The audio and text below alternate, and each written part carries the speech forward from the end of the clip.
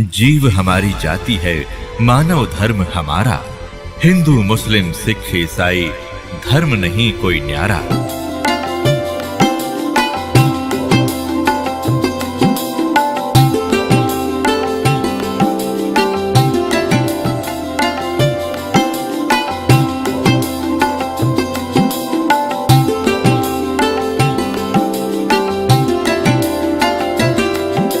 अब जैसे किसी को एक्सीडेंट हो गया और उसका ब्लड चल रहा है, ब्लीडिंग हो रही है, तो डॉक्टर सबसे पहले उसकी कोशिश करेगा कि ब्लड रोकूं, चाहे उसकी टांग में कितनी पीड़ा हो रही हो, फ्रैक्चर भी हो रहा हो, उसने नहीं संभालेगा कि ये दर्द होने दे थोड़ा सा, पहले इसकी जान बच चली जाएगी जब ब्लड नहीं रोक आते। तो वो कह रहा होगा है मर गया, पैर टूट गया है मर गया, तो वो अलग बात है, पहले वो ब्लड रोकेगा फिर उस टांग ने संभालेगा, उस तक जान नहीं जा सकती। तो इसी प्रकार आप यहाँ आए हो केवल एक उद्देश्य लेकर, और परमात्मा को पता है कि कल ने इसके ऊपर एक ऐसी आपत्ति आओगी, इसकी जान जानी है या कोई और भयंकर अटैक है इसके ऊपर, तो पहले मालिक आपके उस संकट ने हटावेगा जो भविष्य में और आने वाला इससे भयंकर। और आप ये सोचोगे एक बता मेरा ये संकट ना ठीक हुआ, 2 बार लिया, तीसरी बार आ ली, 5वीं हाजिरी होगी। पुणात्मा या तो आजीवन आने की नीयत बनाओ, जब आपका कल्याण होगा। ईसा बालक नहीं भगवान के झाड़े ला देर जा तुम अपने राज्य हम अपने राज्य, नहीं, आपके असंग जन्म का कोड कटेगा यहाँ से। अब जो प्रसंग चल रहा है कि जिन जैसे सतयुग के अंदर पुण्यात्मा जन्म लेती है और उनके लिए परमात्मा ऐसा माहौल बना देता है, फलदार वृक्ष होते हैं सब जगह। जैसे आजकल हम कणक पैदा करते हैं कितनी मेहनत करके, उस समय ये ऐसे खड़े रहते जैसे सामक देखा हुआ आपने, ऐसे खड़े रहते हैं और जाओ और तोड़ो और झाड़ो पकाओ और खाओ, फल तोड़ो खाओ और भजन, और उसमें भजन सभी करते हैं, उनकी एक ऐसी श्रद्धा होती है।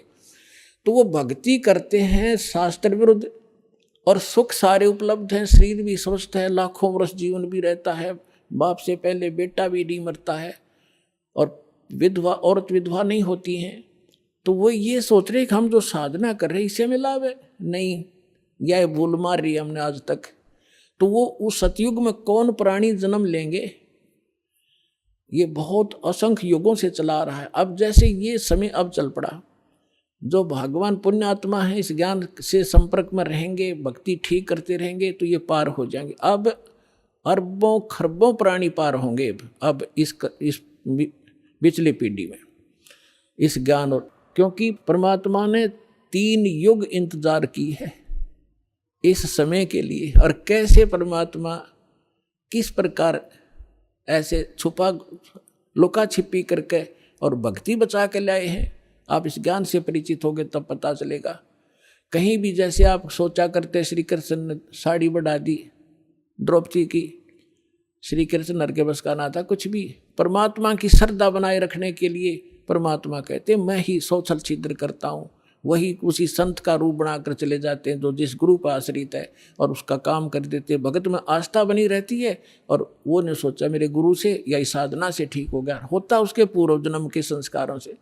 तो परमात्मा ने इस भक्ति को बचा के जीवित रखना था, इसलिए आपको यहाँ तक लाए हैं।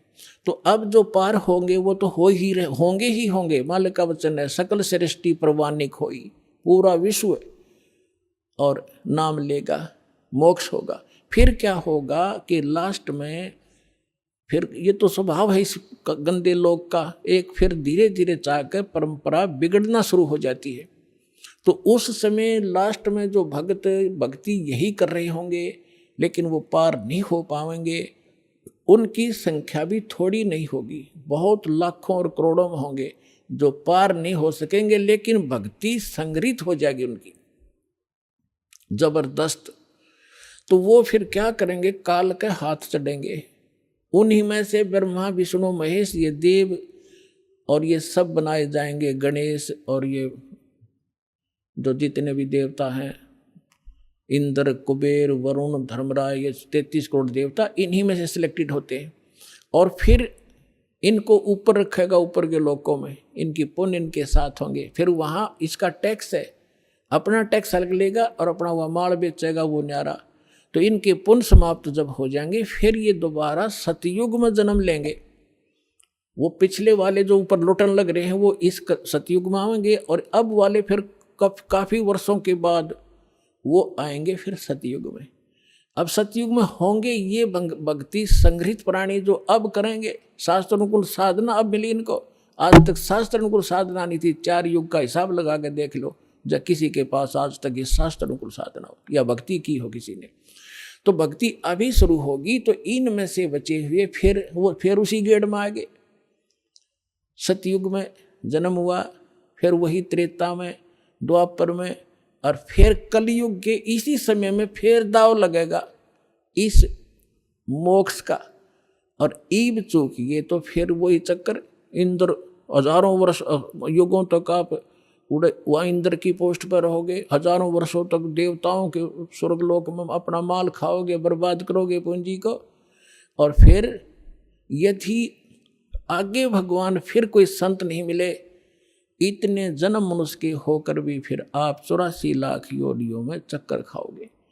तो ये आज का विषय था कि आज आपको वो दाव लगा है, इसको संभाल के रखना। आपको मानव शरीर प्राप्त हुआ है। आपको 600 वर्ष पहले परमात्मा आए थे तब भी आप मालिक के शरणों में थे। 64 लाख शेष थे, ये 64 लाख तक पहले आएंगे। उसके बाद फिर परमात्मा ने ये अपना प्रचार फैला दिया है। जैसे आपको बताया गया है कि ये वाणी उसको भी जैसे कागभूषण की कथा सुनाई थी, 6 महीने कथा सुनकर उसका थोड़ा सा असर हुआ कि नाम ले लूं, तो ये इतना प्रचार होगा इस वाणी का, आंधी सी उठेगी।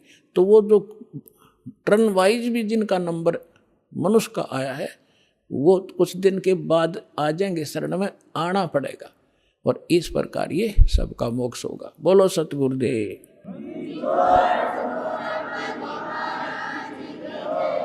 आप सुन रहे थे जगत गुरु तत्वदर्शी संत रामपाल जी महाराज जी के मंगल प्रवचन। अधिक जानकारी के लिए विजिट कीजिए हमारी वेबसाइट www.jagatgururampalji.org। संत रामपाल जी महाराज जी के शुभ आशीर्वाद से पूरे विश्व भर में 500 से भी ज्यादा नाम दीक्षा केंद्र हैं, जिन पर संत रामपाल जी महाराज जी द्वारा ऑनलाइन निशुल्क नाम दीक्षा दी जा रही है। अपने नजदीकी नाम दीक्षा केंद्र का पता करने के लिए संपर्क करें 8222880541।